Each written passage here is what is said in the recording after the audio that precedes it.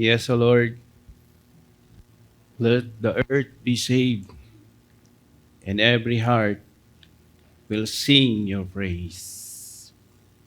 Let us pray. Yes, O Lord, thank you so much for today, O Lord. Thank you for your love. Heavenly Father, it is because of your love we are saved through your grace. Thank you. Thank you for sending us Jesus Christ that paid our sins. He died on the cross. Let your name be known to the whole world. Yes, O God, use us to be your hands and feet. Empower us to be your witness and be a testimony on our life, on how you move our life, O Lord. Lord, we honor you. Holy Spirit, we acknowledge your presence, O Lord. May your wisdom be upon us and see the truth in the preaching of your words today. May your love illuminate into our life and keep us to remain the faithfulness unto your Lord. As we pray in Jesus' name, amen. Please remain standing as we read our today's scripture from John 20, verses 21 and 22. John 20, 21 and 22. If you have the physical Bible with you and yung apps ninyo, sabay-sabay po natin basahin. So, 2 verses lang naman yan. So, let us read. 21, Jesus said to them again, "Peace be with you. As the Father has sent me, even so I am sending you." And when he had said this, he breathed on them and said to them, "Receive the Holy Spirit." This is the precious word of our God. You may be seated. So, good afternoon. Parang nakapasting pa kayo ulit ah. Good afternoon po. Yun, malakas na. So, kumusta na kayo? Okay naman, nakangiti. So, by the way, my name is Bong Artus and one of the leaders here in Victory Carmona, where we will do honor God and make disciple. So, nasa third week na po tayo ng ating series na mission. And why mission? Mission is a calling, right? So, meron niyang nag-initiate and meron ding recipient. Okay? And to do yung task natin. In our business, di ba? O kaya sa ating bahay, pagising mo pa lang, meron tayong mission ano. Kailangan natin merong gawin o kaya papasok sa company o kaya atin sa mga meetings na yon. And God calls us to take part in something greater, a life where mission fuels yung purpose natin. Because His boundless love, a love that transforms our hearts and changes yung impact natin, hindi lang sa mga kasama natin, but of course, a nations for eternity. But before we proceed, meron lang po tayong ating campus update. So we'd like to give an update sa ating evangelism update. So we are out this week. Our ENC team went to the 3 major campuses in Carmona. Palakpakan po natin. So yan po sa Kabsu, Carmona National School, High School, sa Haalds, sa Alds po, Angelo Livardo Loyola Senior High School. So together we step out and start conversation about God and trust Him to do ang deeper work in the heart of the students. So, we are called to plant and harvest, but God gives the growth. Sabi nga po sa 1 Corinthians 3:6-7. No seeds planted in faith is ever wasted. So, thank you po lahat sa mga ating team. Kung nandiyan po sila. And if you have the heart na you would like to join us or reaching out our mga campuses student, free po kayong mag-connect. Usapin niyo lang po si Eka, si Pray, si Jean. Nandun po sila sa kabila. So, maraming salamat po and we know na it is God's work. Okay. So, ngayon, nandito po let's continue sa ating preaching. So, pamilya naman kayo dito sa commercial na parody na to, no? Di ba? So, pinili ko yung kape kasi alam naman natin yung Victory Carmon mahilig sa kape, no? Para kanino ka ba bumabangon yung tanong, no? So, of course, andun yung ating, meron tayong mission, ano? And most of the time, we think na, what are you living for? Ano ba talaga bakit ba tayo nabuhay, no? Minsan nga, niisip ko, bakit nga ba ako nabuhay, no? Ano ba yung purpose ko? And to the extreme na most of us asking God, alam naman natin, God is knowing, right? And He knew na mankind would sin. Pero, bakit create pa rin na tayo? And why He let us grow in number?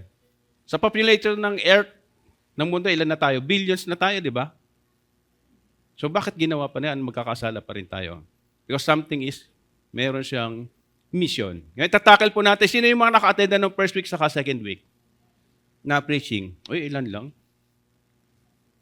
So, maraming salamat sa inyo. Kung yung mga hindi pa naka-attend, so little by little, balikan din natin. I-explain pa rin natin, babalikan. Dahil 2 verses lang naman, yung ngayon. Sino yung mga parents dito? Taas naman yung kamay. O yun, marami-rami. Sino yung mga single? Well, sa mga parents, di ba? Yung anak natin, yung anak ninyo, nung maliit pa yan, alam naman natin na darating din yung time, i-disobey din kayo, tama? Darating din yung time na titigas din ulo niyan. Darating din yung time, it broke your heart, no? Pero kung alam nyo lang yan noong pa, nung sinilang yun dito, nung sinilang, nakita nyo, ay, cute nito. Pero, titigas din ng ulo nito Makakaaway ito. Susuway din to sa akin, ilalagay ko lang ito sa sako. Diyan ka na lang, no? Sinong gumawa nun? Wala naman, di ba? And yet, you still choose to have them because love is worth the risk. Right? Sa mga singles, love is worth the risk, di ba? Because God did not create robots to program yung love. No. Hindi naman create tayo para yung love o nandyan. Ako lang yung iibigin mo. But then again, i-explain ko to. But before that, let us go back to the creation. Sa Adam yung first human creation, right? Sa Genesis chapter 2, verse 7, it said, Then the Lord God formed the man on dust, coming from dust, from the ground, and breathed into his nostrils the breath of life, and the man became living creature. No? So, He created images, bearers, tayo yun, with the freedom to choose. So, yun yung keyword. Freedom, di ba? Yung freedom ba na, halimbawa, yun nga, balikan natin yung anak mo, no? O pinalaki mo siya. Dahil love mo siya, ginawa mo, ikinulong mo siya. Mula maliit habang buhay. So, anong tinanggal mo sa kanya? Freedom. Pero love mo siya, no? Parang yung mga asawa, no? Bakit pinakasalan niyo yung asawa niyo? Papakasalan niyo dahil love mo siya. Right?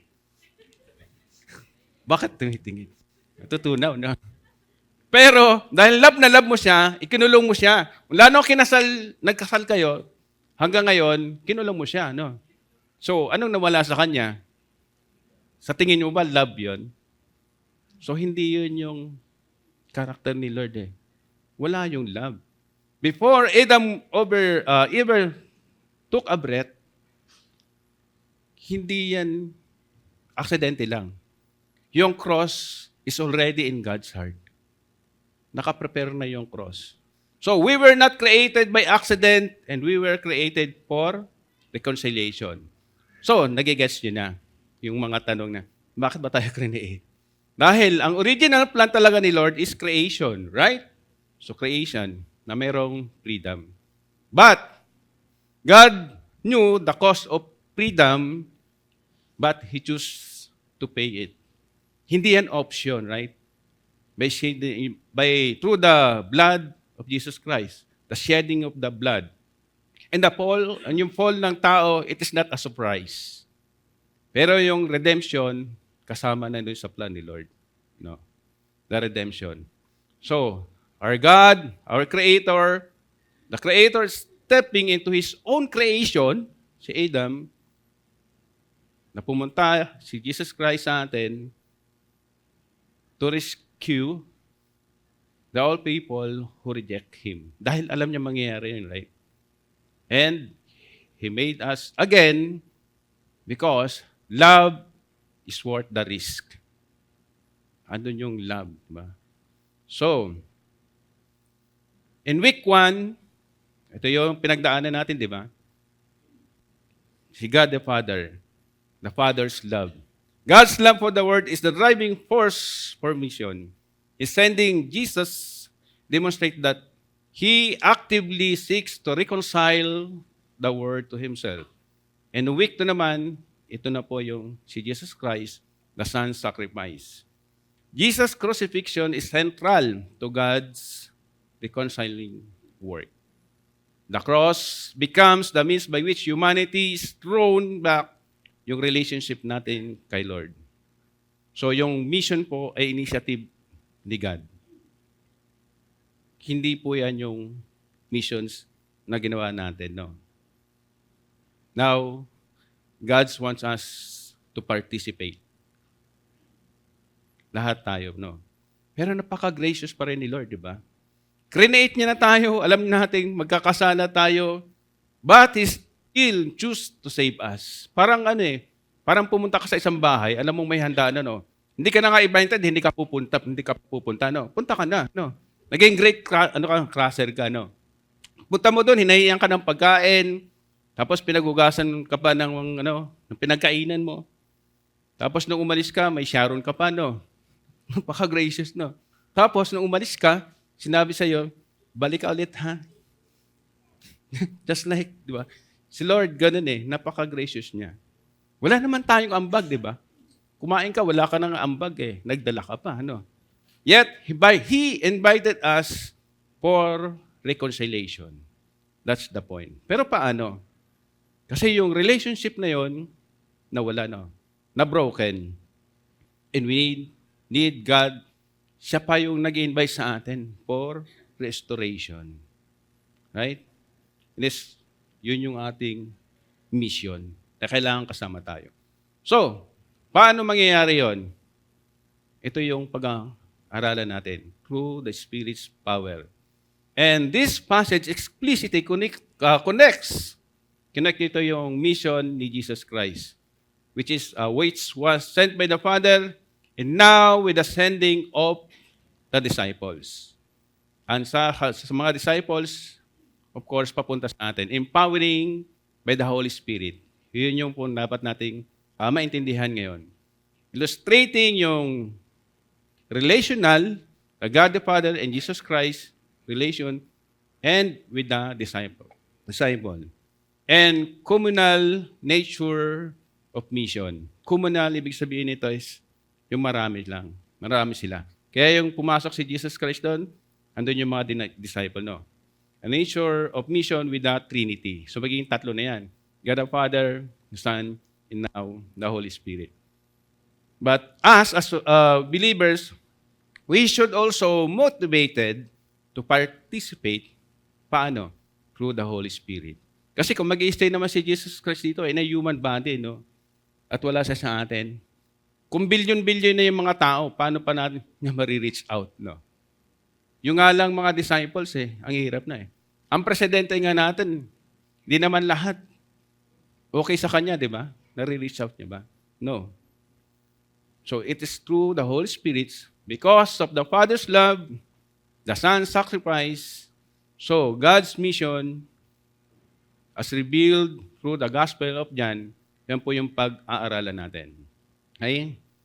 Yung Gospel po ni John, unique po siya. As compared doon kay Mark, si Luke, saka si Matthew. No?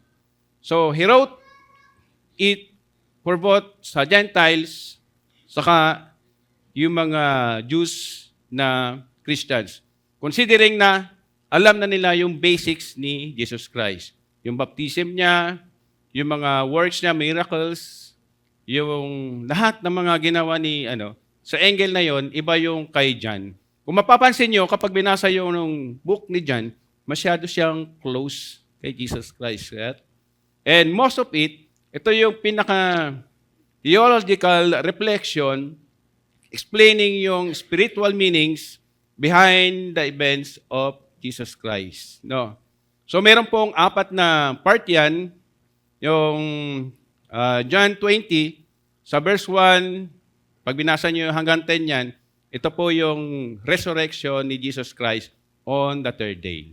So doon po ano yan, pag binasa nyo, in-explain yan. And then sa 11 to 8 naman, andun naman yung appearance niya, yung first appearance niya kay Mary Magdalene. And then itong 19 to 23 naman, ito naman po yung appearance niya, first appearance niya doon sa mga disciples. In which, doon po tutok yung ating preaching. Ay cover po natin yung 21 to 22, pero babalikan din natin yung ibang verse diyan. So as we read, sa verse 21, Jesus said to them again, "Peace be with you." So napansin nyo kaagad yan, di ba?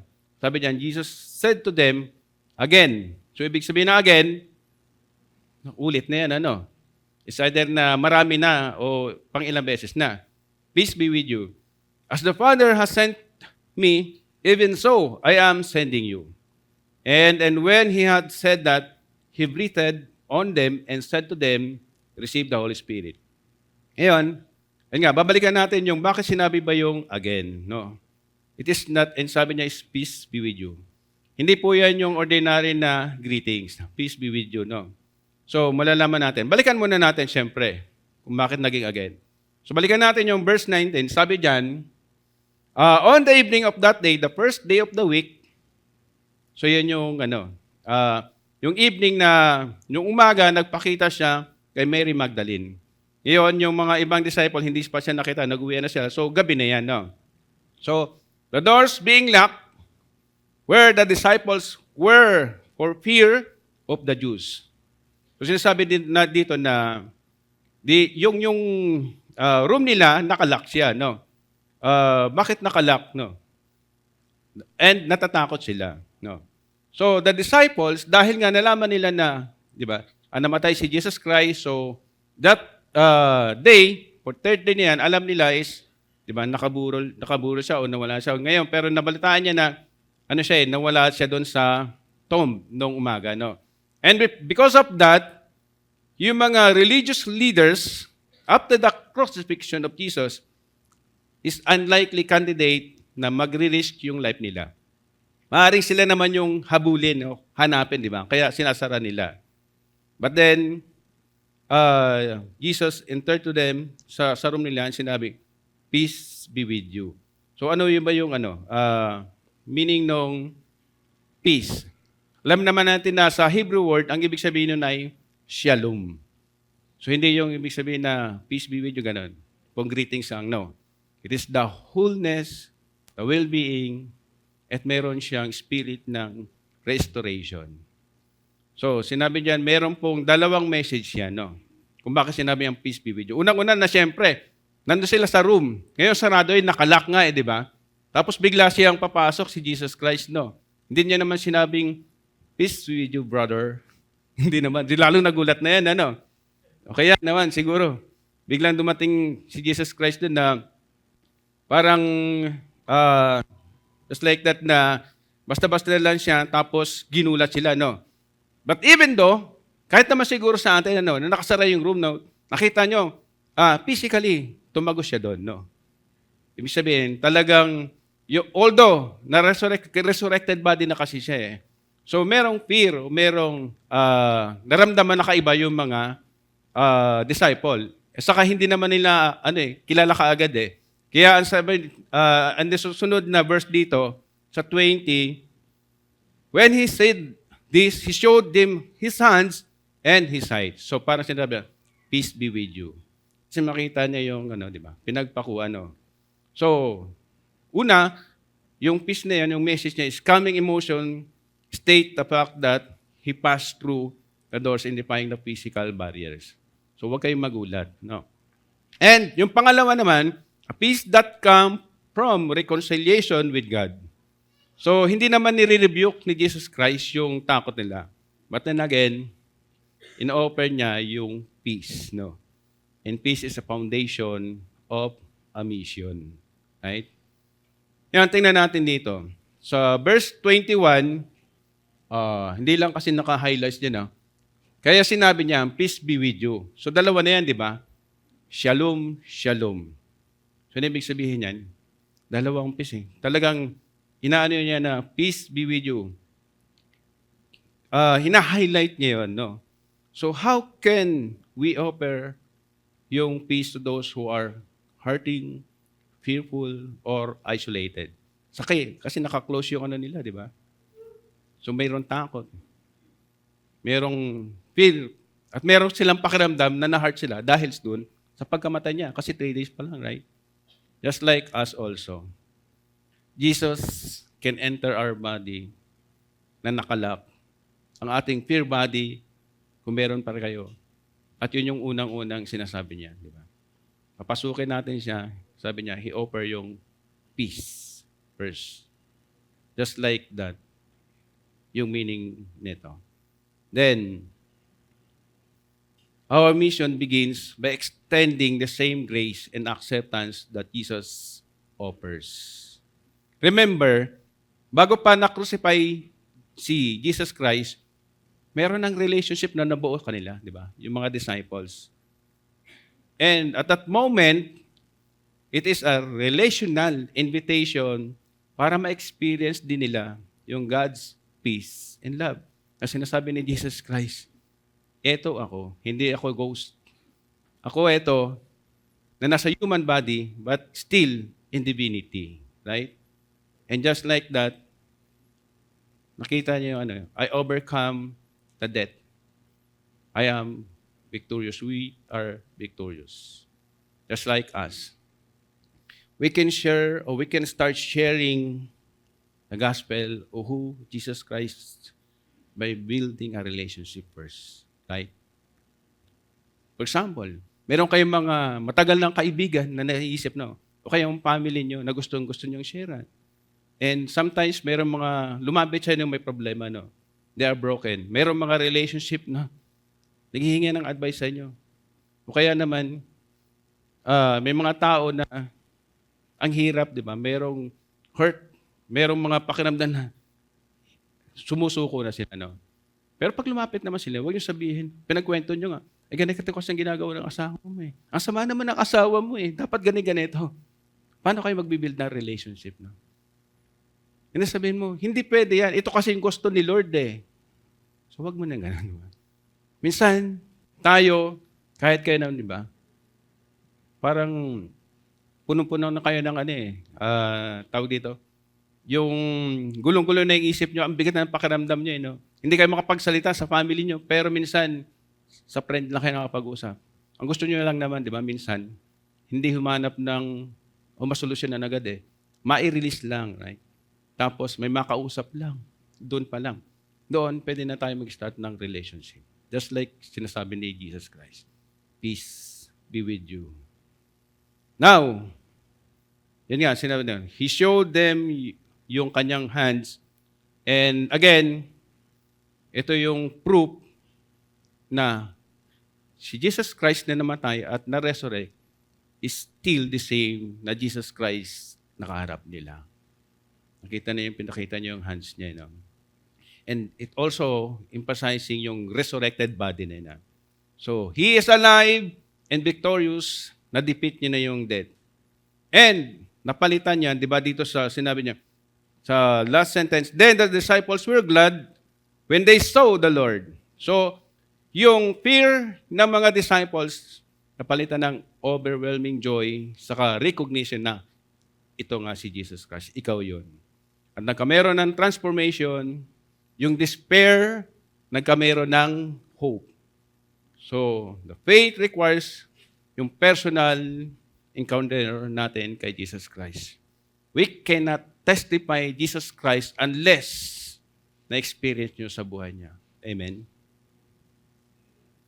Hindi nyo ma-testify na ito ang ginawa ni Lord sa akin. Kung hindi kayo nagkameron ng personal relationship sa Kanya. Ngayon, punta tayo sa main text natin. Intro pa lang yun, ano? So, sa verse 21, it said, Jesus said to them, Ayun, naintindihan na natin, ano? Kung ano yung peace be with you. And then, he said, as the Father has sent me, so, even so, I am sending you. Remember yung first week natin, yung John 3:16. Ano sabi? For God so loved the world that He gave His only Son, that whoever believe in Him, shall not perish and but have everlasting life. So, si Father yun, no? And then ito, and here, as the Father has sent me, it reminds that the congregation of fathers love sending His Son, Jesus, and yung mission ni Jesus is rooted do sa obedience niya at saka yung relationship niya kay God, the Father. So, Jesus in return, sinabi niya dito, even so, I am sending you. So, Jesus in returns extend yung pinapagawa rin ni God the Father sa kanyang mga disciples. And might as well, tayo rin yun, di ba? Kasi kung hindi sa mga disciples, hindi natin maririnig yung gospel sa ngayon generation, right? So, we become the extension of His mission. Tama? So, our mission is not our own invention. Hindi yan galing sa atin. Ang hinahanap lang natin, I mean, it is just a participation in the Trinitarian mission na nagmula kay God the Father, kay Jesus Christ, and now, the Holy Spirit. And, sa verse 22 naman, sabi, and when He said that, nung sinabi niya yon, hiningahan niya, no? Literal yan. He breathed on them and said to them, receive the Holy Spirit. So, intindihin muna natin yung He breathed on them. Hiningahan po siya, hiningahan niya yung mga disciples, no? Nando sila, no? Hindi po yan binugahan, no? Buti hindi pa uso yung espasol, no? Ano ba tawag doon? Nagulat sila, no? Tapos meron na. So, sa Hebrew po yan, ang breathe and spirit, ruach yan. So, sa Greek naman is pneuma. So, siguro doon ang galing yung pneumonia, no? Kasi breathe in the air, no? Pneuma, no? So, the Holy Spirit is invisible, right? Para kasing yung, pag sinabi mong air, saka wind, ano inisip nyo? Pareho siyang intangible, di ba? Hindi siya nakikita eh. Pero yung air is different from wind. Kasi yung wind, galaw siya nung air. Right? So, Jesus used the tangible symbol, yung breath, to represent yung intangible reality of the Holy Spirit presence and power. So, it is the act of impartation. Parang, di ba? It is symbolized also yung empowerment, doon ang galing yan. And the indwelling. So, naintindihan natin yung indwelling of the Holy Spirit. So, dito po yung nagsimula. Ngayon, balikan natin yung Genesis, di ba? Ano yung common dyan? Breathed din, di ba? So, yung una, creation. God's breath is the source of physical life for Adam. Then, it is the acts of transforming yung lifeless body doon sa dust into a living being, right? So yung Adam's existence is dependence on God's breath. So tayo rin. As a human, we are dependent on God. Right? So paano ka bumabangon? Buti bumabangon pa tayo, no? Pag tinanggal na ni Lord yan, hindi na tayo makabangon. Now, dito naman, si Jesus Christ, He breathed on them. It is a new creation. New beginning, di ba? Pag tayo tinanggap natin si Jesus Christ, ano sinasabi natin, di ba? Forget your old. You are now in new. Kaya nga born again, right? So, Jesus' act of breathing on the disciple is a redempted act. Yun yung act ng redemption. At nire-restore niya yung lost fall na nangyari sa Genesis. He is imparting the Holy Spirit to empowers them to overcome yung sin and to live yung fellowship with God. Kaya hindi lang naman isang disciple ang pinagpakataan niya at nabrit niya, di ba? marami sila doon sa room. So our God is restoring yung unang-una niyang intent sa atin for human. It is through Jesus Christ. A new life in Jesus Christ. Na kung saan nangyari yan, naganap na, naging victorious siya noon sa week 2, di ba? Crucifixion of Jesus Christ. And now, sabi dito, pagkatapos noon, I highlighted yung receive the Holy Spirit. And then, it is the communal act. Ba yung una, relational. God the Father, the Son, and the Holy Spirit, papunta doon sa disciple. Now, ito na yon. This is a communal act. The Spirit is given doon sa group. Hindi lang sa individual, right? So, mission is not an endeavor, it is a communal effort. Empowered by the Holy Spirit. So, Jesus also gives yung authority when He breathed out para sa mga disciple. And some views, may sinasabi dito na yung reception ng Holy Spirit in that verse is just a temporary. Yung pinaka-permanent po na manifestation ng Holy Spirit sa atin ay nangyari noon sa Book of Acts. Oh, ang galing niya. Pwede tayo mag-closing. Sa Acts 2:4, doon sa Pentecost. Yun na po yung permanent residency ng Holy Spirit sa atin. So, the Spirit unites us with Christ and with one another, hindi lang po isa, creating a community of love and purpose. Now, ang tanong, paano ba mamobilize niya yung Holy Spirit sa ating daily missions, no? Kasi yan po ang importante. Marami pong attributes ng Holy Spirit, pero ito yung tatlong major. Holy Spirit empowers us. Ibig sabihin po, God is alive. Diba? Nung na-resurrect si Jesus Christ, na-ascend siya, ngayon iniwan niya yung Holy Spirit. Pero bakit, tatanungin, bakit pa na-ascend siya sa heaven? Because meron pa rin siyang purpose, no? Kasi for the second coming. And that's why, yun yung pinagre-readyhan natin, no? We should participate sa missions na yon. Ang mission niya kasi is ma-reconcile lahat ng tao. Ayaw niya na may even isang tao na mapunta sa hell. Which, in-explain nung unang week and dito second week na talaga namang ang way natin, papunta natin is hell, right? Pero si Lord, because of His grace, gumawa ng paraan, at yung Creator mismo bumaba dito para magkameron tayo ng relationship with Him. And now, the Holy Spirit longs to have a relationship with you. Nararamdaman po natin yan. He plays a major role with your missional life. And your mission to share good news of Jesus among your daily existing spheres yung influence. Because Jesus Christ, through the Holy Spirit, resides in us, resides in you. He is our helper. Doon nga po, mababasa niyan just sa John 14:16-17. Na-explain po yung Holy Spirit as our helper. He is our comforter, advocate, and counselor. And empowers us to do what we could never do. Kaya sinasabi natin, paano ba ako magsasali? Ay, nga ba? Pa-plug-in ko na yung mga ministries, no? Mga serve, no? Paano ko sasali sa serve team? Hindi naman ako marunong kumanta o hindi ko kayang kumanta. Marunong ako pero konti lang, no?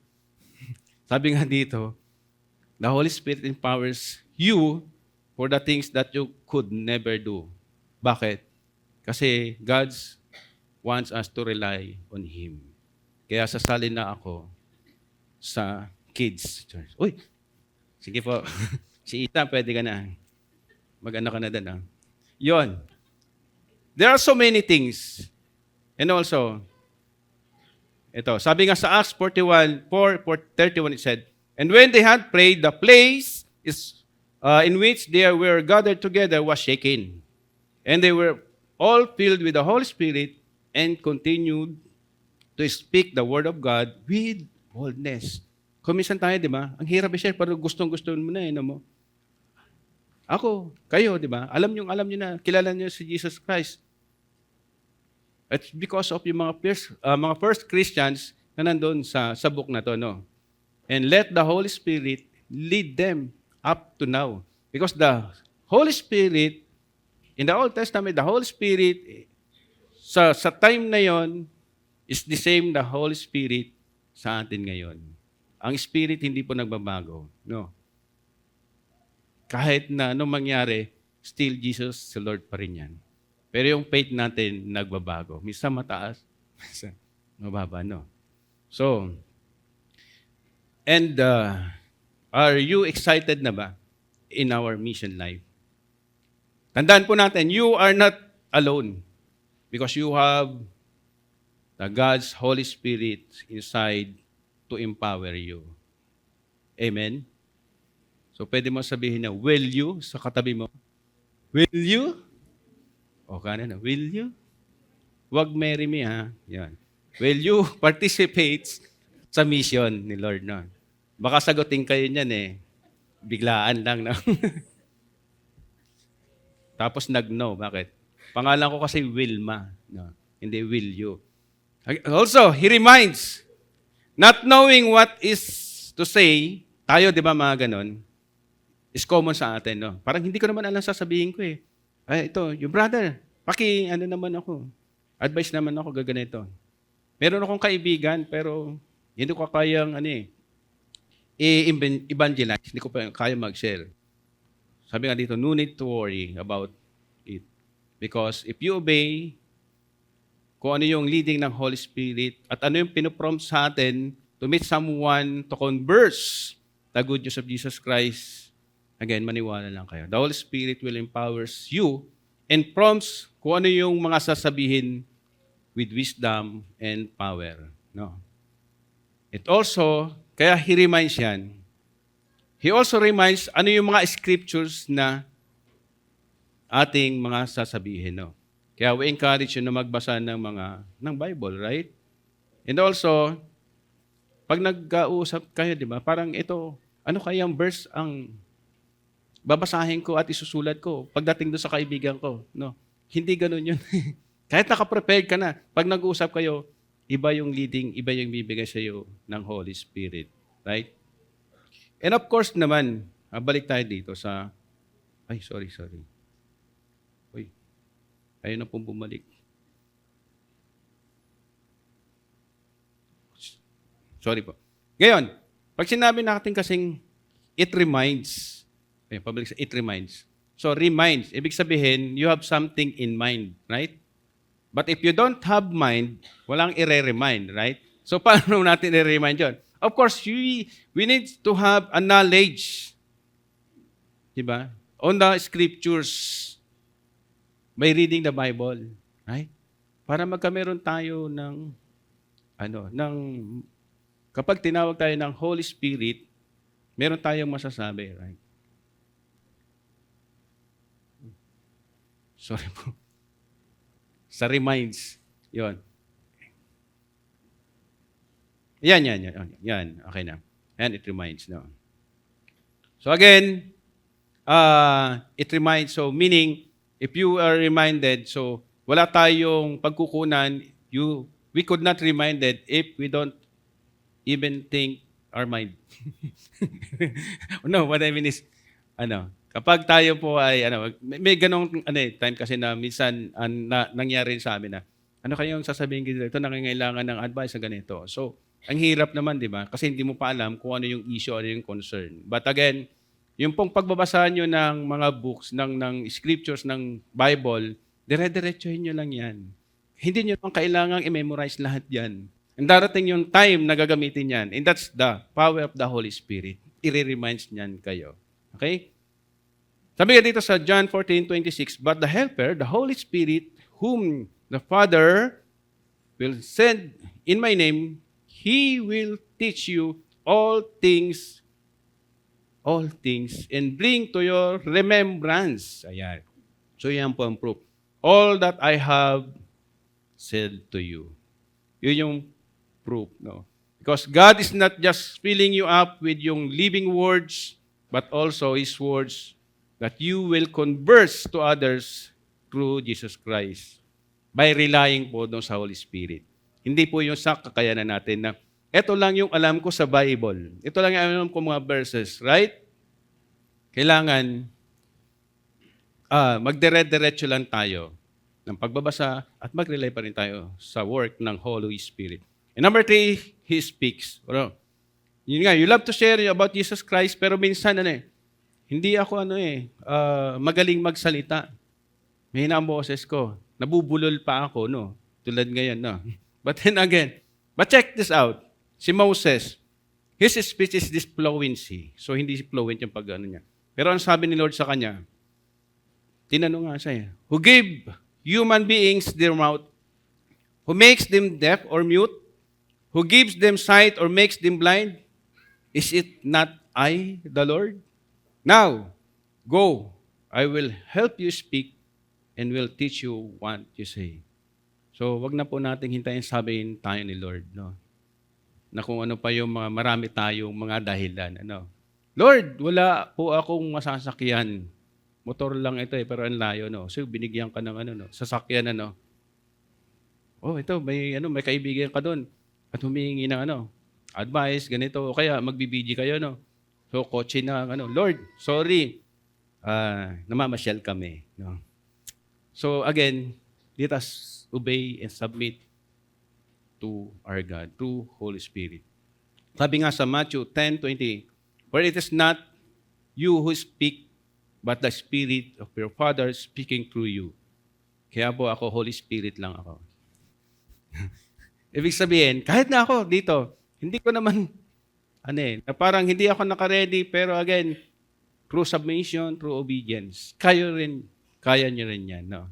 Kaya sa ministry, sa serve team, tanungin niyo yung sarili niyo. If you feared a lack of knowing what to say, again, then you could discover, and tandaan niyo po itong verse na to. So do not worry about how you sound like because it's not you talking, it is the Holy Spirit. Again, as you share Jesus, kung saan na-lost po tayo. Know the Holy Spirit speaks through you exactly what a person wants to hear. Kung meron mga advices, kung meron kayong ma-disciple, again, hayaan niyo po yung Holy Spirit. Of course, mag-pray kayo.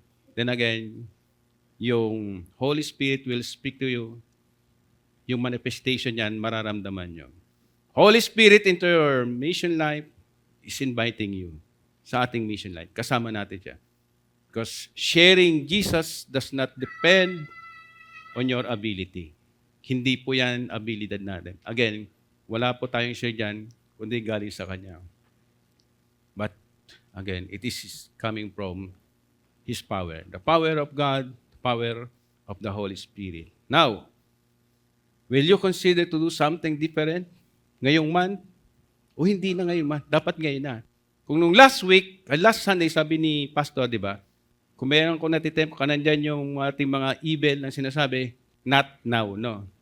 Pero ngayon, kung ang Holy Spirit ay nag-i-speak sa inyo, ano sasabihin nyo? Now na. Na, di ba? Kabaliktaran noon. Now na. Right? Are you willing to participate in God's mission? Reach out someone. Baka meron kayong mga kaibigan na matagal nyo ng kaibigan pero walang communications, no? O kaya yung mga kamag-anak nyo that may nakagalit kayo and you need to rebuild yung relationship with him or her. Sabi nga, excuse me, the harvest is plentiful but the workers are few. Right? May ganun nangyari sa akin last year. Parang advantage din kasi yon na yung mga kaibigan nyo, kahit nung elementary pa kayo o high school, kung friend nyo pa sa Facebook, kumustahin nyo rin naman, no? Para ma-feel naman na, baka kailangan ito. Tawag na kayo ng Holy Spirit para ma-sharean, di ba? It is our job, no? It is our work, no? So meron ako isang friend na sa province, na so kanimusta ko siya, pero nakatira kasi sa bundok, sa Maisan. So kanimusta ko siya, ganito. Okay naman ako, ito. Di konting ganon, Maisan. Tapos nagtanong siya sa akin, ito ako. Nandito, okay naman kami sa Cavite. Sales. And then later on, Napagkwentuhan namin, so kumusta naman? Eto, yung tinanim namin na nung last, kailan ba yung bumagyo, naubos lahat. No? Kasi nga bumagyo, binaha. And ngayon nagre-recover. Sabi niya, kung sana meron lang akong puhunan, kaka-recover ako. Sabi ko na, sige bro, ipagpe-pray ko na lang. Siguro kahit mga 5,000 lang. Sige bro, God is gracious naman no. Parang, alam mo na yung kasunod no. Mare, kumusta? Parang gano'n. Mare, kumusta? Pero, but then again, try to hear kung ano yung leading ng Holy Spirit. Hindi naman laging pag gano'n no. Minsan, na-message mo siya. Kahit ngayon, pag-uwi niyo, tingnan niyo yung Facebook Messenger. No? Ito, ang layo na, no? Nag-message pa na ito, may nalimutan pa na kayo. It is the starting point naman na mabidelete natin yung relationship sa Kanya. Isang tao na mabago mo, isang tao na mapakinig about the Word of God, may seeds na ipaplant na yan. Si Lord. Diba? And later on, mag-grow yan. Amen? So, yun po, kung bakit tayo bumabangon sa umaga, no? Ito, try nyo to. Ito kasi yung laging, para sa akin, ginagawa, no? Honor Him, gawin to ng daily. Ano bang unang-una? Pag kayo ay bumangon. First, honor Him in your morning, know Him, and making Him known throughout the day, then glorify Him in your evening. It is full, close cycle yan, di ba? It is a mission. So try to participate daily because we need to value our Creator. Knowing Him is continued seeking Him, seeking His kingdom. Let us submit everything to God and He will align yung mga purpose natin sa mga plans. Amen? Your life, your work, business, or family problem, anything, we must submit all this to what we are restoring.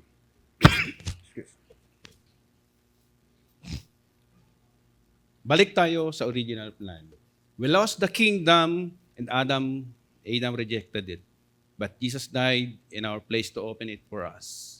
Now, Jesus is inviting us to seek His kingdom and participate doon sa ating mission. When you participate, you don't just receive yung blessings. But again, deepening yung relationship natin sa Kanya. Mas lalo nating siyang makikilala. At malalaman natin at mabubuo, you are participating yung purpose niya na mabuo ulit yung broken relationship na nangyari on that Adam time, no? That is our primary mission. Through the power of Holy Spirit, it has worked together as community, supporting each other and encouraging one another. So, shall we stand and let us give thanks to our God by praying that the Holy Spirit will empower us.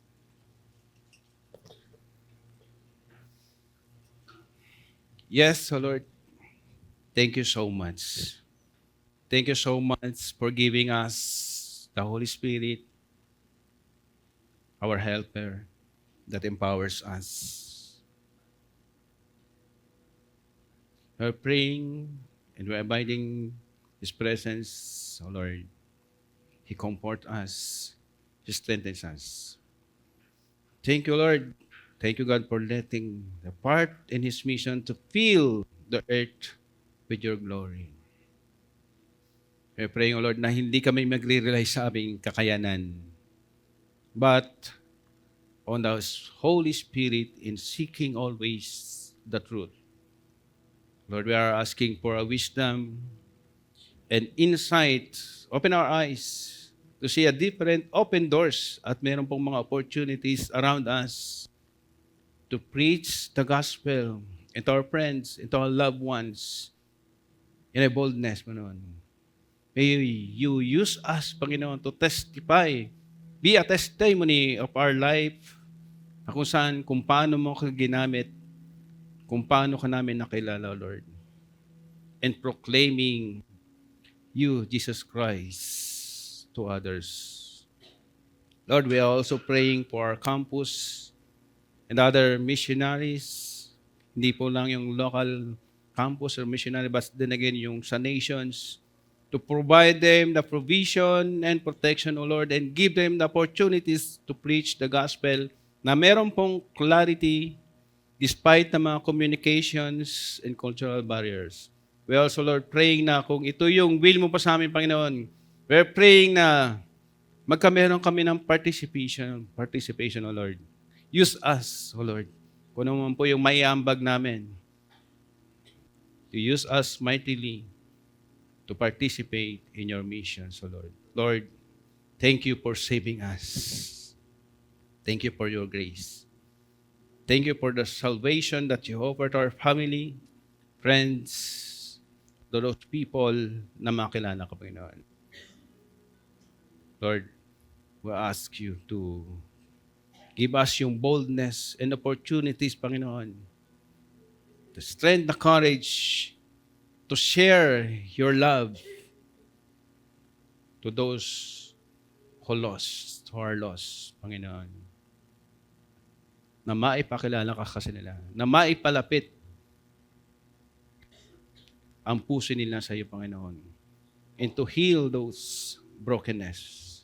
Lord, as we surrender ourselves, Holy Spirit, lead us every day sa aming mga decisions, sa aming mga gagawin, Panginoon.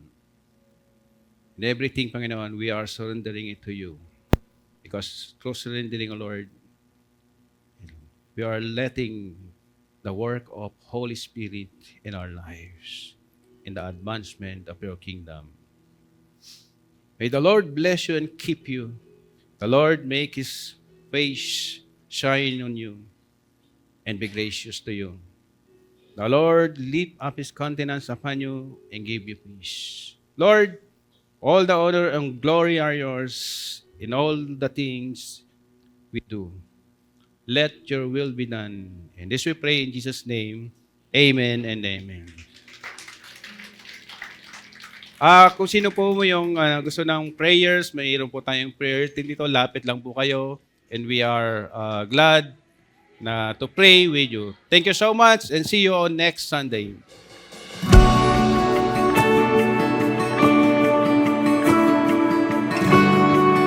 This is our prayer, Lord. Have your way.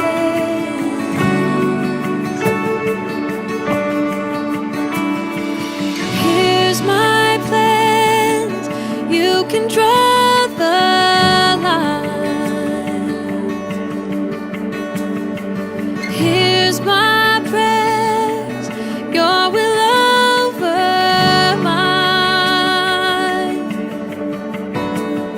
I don't wanna cling to anything if it's not you. You are God. I lay down my life.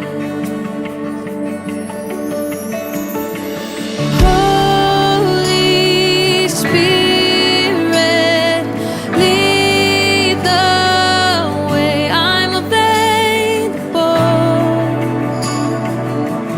I'm